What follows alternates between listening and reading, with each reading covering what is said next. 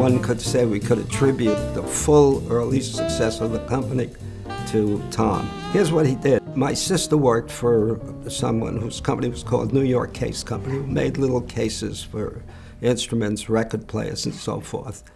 He made up a little box for me, a little red-covered, red leatherette box. And we put a little sample of this slant fin baseboard in there, painted red inside that box.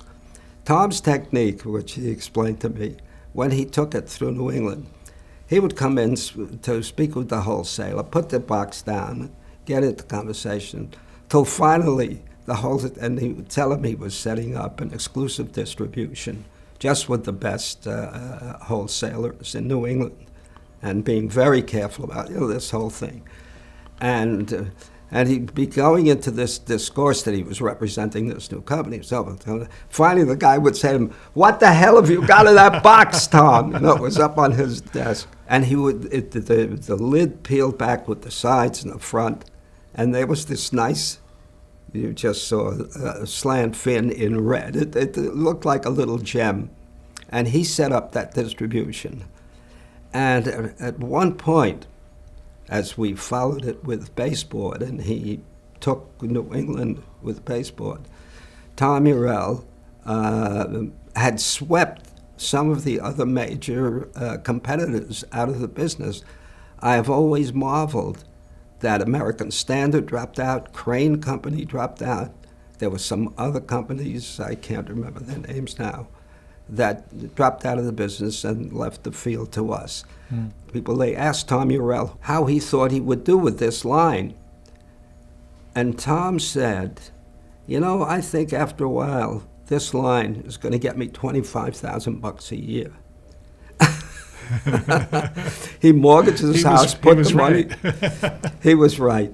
He was right. I mean, he came into the millions a year. Yes. Yeah. It's interesting. That was the number. You have to sort of reconnect your thinking to what it was at that time. And probably in his mind at that time, it was a fortune. Oh, yeah. That was a terrific line, that would bring him to the right. As a matter of fact, he mortgaged his house to invest and got about $15,000 at the time, different range of numbers, and put it into business. And they still, to this day, own a piece of slant fin. That's wonderful. When I say to this day, he had 4 sons. One of them took the leadership when he died, unfortunately, of cancer, throat cancer, cigarettes, bad stuff. Yeah.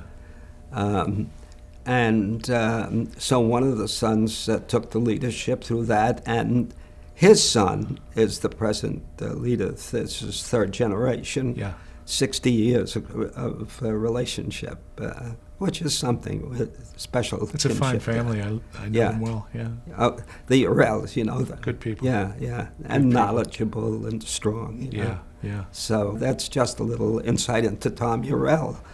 Tom Urell subsequently, I opened up a branch in Israel, and Tom went there with me one time with his second wife. Had a nice trip.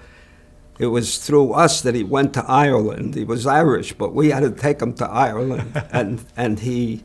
It was a nice trip. We were in Israel.